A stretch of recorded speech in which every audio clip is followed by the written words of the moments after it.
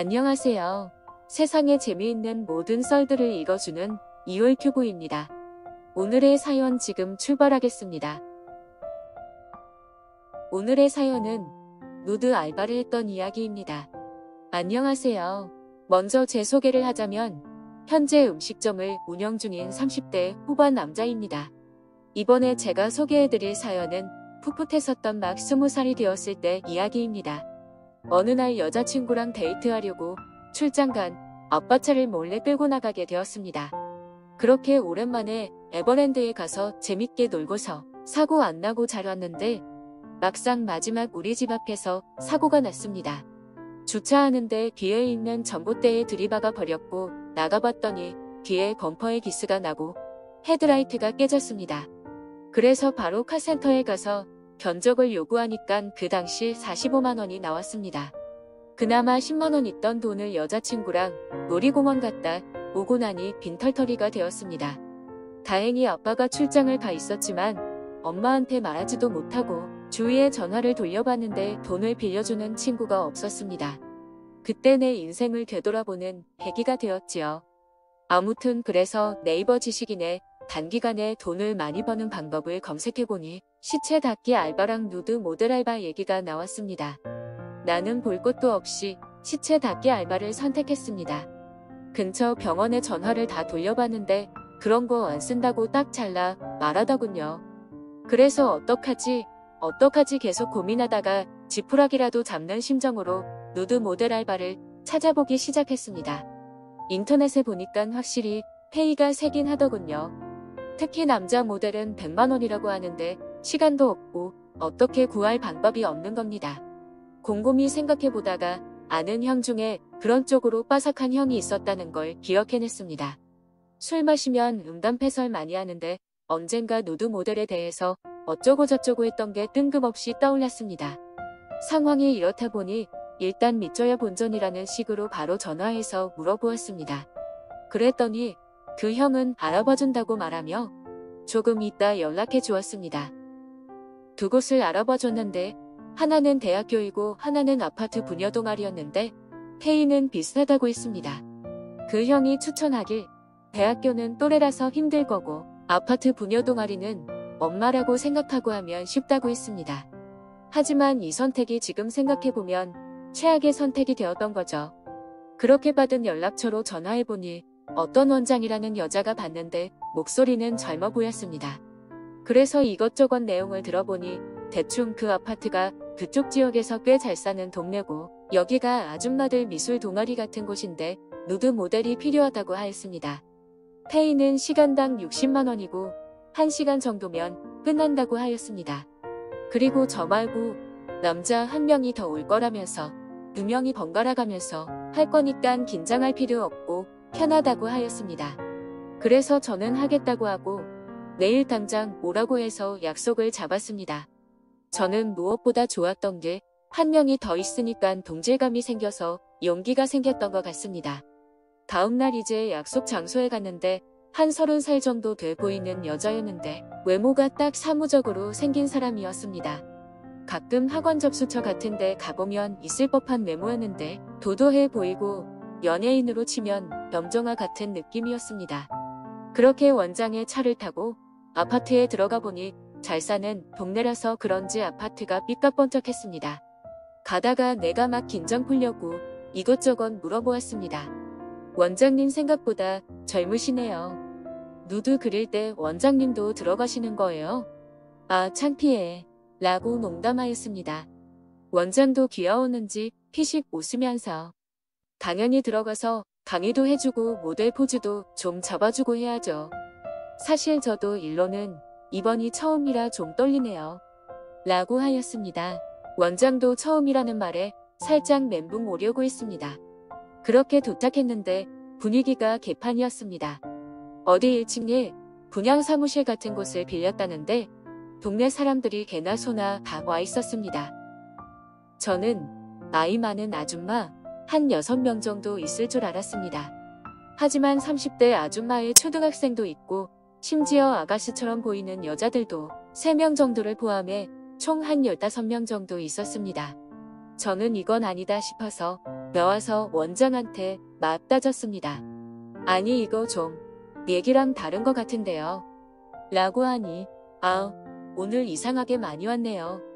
라고 했습니다. 그래서 아 근데 저 말고 한 분은 아직 안 오셨나 봐요. 라고 하니 그러게요. 안 오네요. 이상하네요. 라고 했습니다.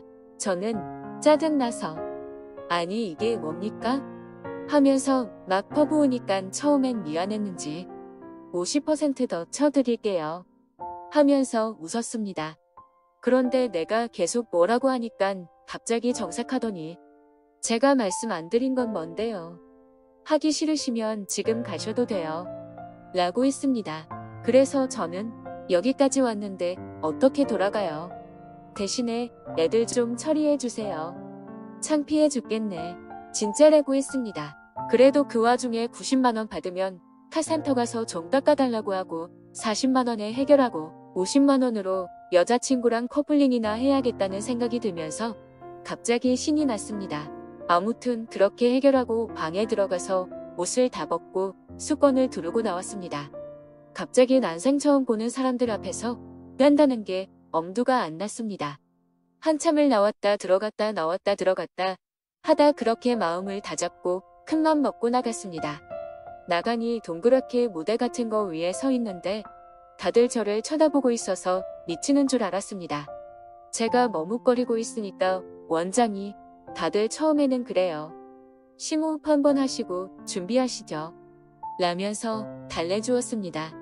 저는 여기까지 왔는데 도망갈 수는 없어서 일단 까자 하고 속으로 하나 둘 셋 하고 수건을 확 내려버렸습니다. 생각보다 분위기가 엄숙했습니다.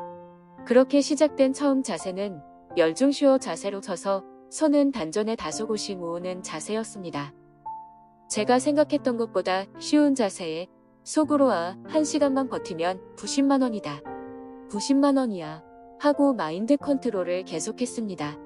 저는 계속 한가운데 앉아있는 아줌마 얼굴만 계속 쳐다보면서 저분은 내 고모야. 고모 앞에서 물론 까는 건 좀 이상하지만 그래도 고모니까 뭐. 그렇게 쳐다보는데 몇 분 쳐다보다 보니 사람의 호기심이라는 게 눈이 저절로 다른데도 보고 싶더군요.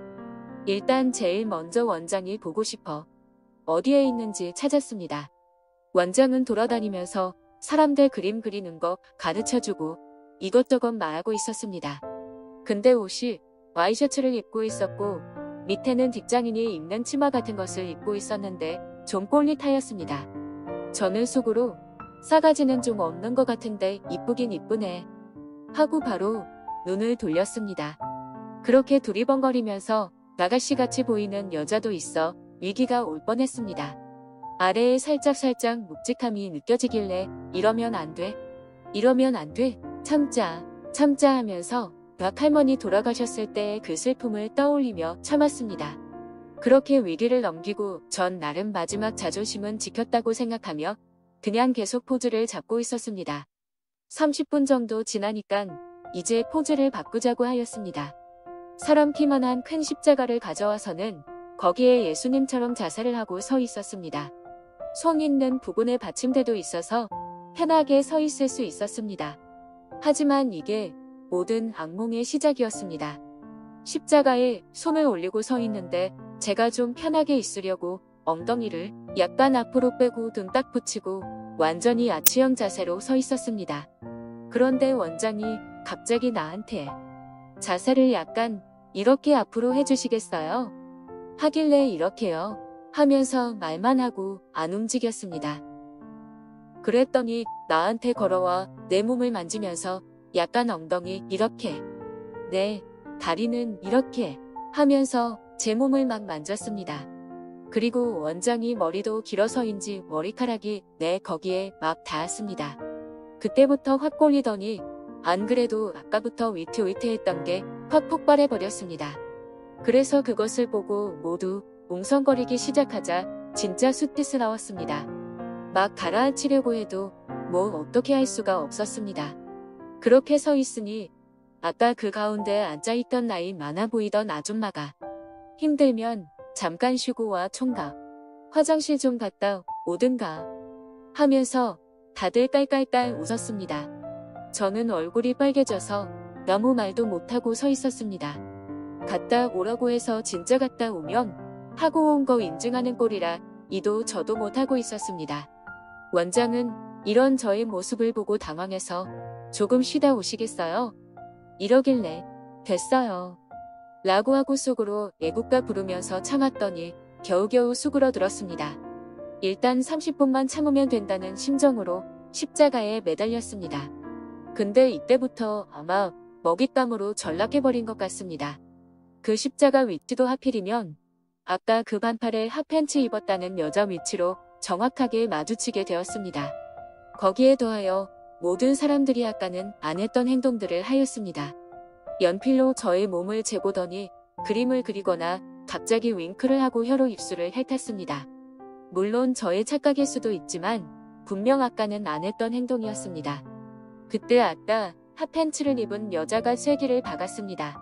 그 여자는 갑자기 다리 한쪽을 의자 위로 올리더니 엉덩이 한쪽이 다 보이고 팬티도 살짝 보여서 그때부터 정신력이 본능을 못 이기는 상황까지 가게 되었습니다.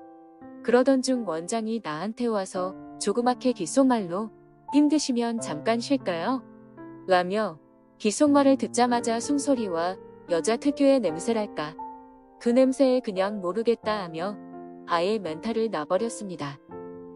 그리고 웃긴 게 그렇게 정신을 놓아버리니 별의별 생각이 다 들었습니다. 원장이 갑자기 데리고 나가서 풀어줬으면 좋겠다. 핫팬츠 여자가 내 거 보고 흥분해서 이따가 따라와서 하자고 했으면 좋겠다. 라며 이런 생각이 들고 혼자서 상황을 설정하고 완전 멘탈이 붕괴돼서 말 그대로 신성한 미술 동아리에 와서 깽판을 부린 거였습니다. 그래도 빨리 정신을 차리고 원장을 원망과 애원의 눈빛으로 쳐다보았습니다. 마치 엄마를 잃어버린 아이의 눈으로 간절하게 글썽거리며 쳐다보니까 씩 웃으면서 긴장하지 말라는 듯이 고개를 끄덕였습니다. 근데 원장이 다시 와서 또 귓속말로 다리를 이렇게 모아주세요 하면서 손으로 허벅지를 만지고 허리에 손을 넣어서 자세를 고쳐주는 겁니다. 그때쯤 가니깐 창피한 건 둘째치고 이 시간이 빨리 갔으면 좋겠다 라는 생각뿐이었습니다. 내가 숨이 쿵쿵쿵 할 때마다 마치 시소처럼 살짝 밑으로 내려갔다가 올라오고 반복했습니다. 진짜 이건 누가 봐도 저 발정났어요. 이것 좀 빼주세요 하며 애원하는 것 같아서 너무 수치스러웠습니다. 하지만 다행히 동요함은 금방 진정되고 다들 그림을 그리느라 정신없었습니다.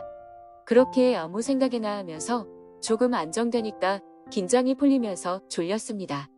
그리고 결국 시간이 지나가고 원장이 앞에 나가서 자, 다 그리셨죠? 하면서 정리하였습니다. 원장은 웃으면서 이제 수건 걸치시고 가서 옷 입으세요.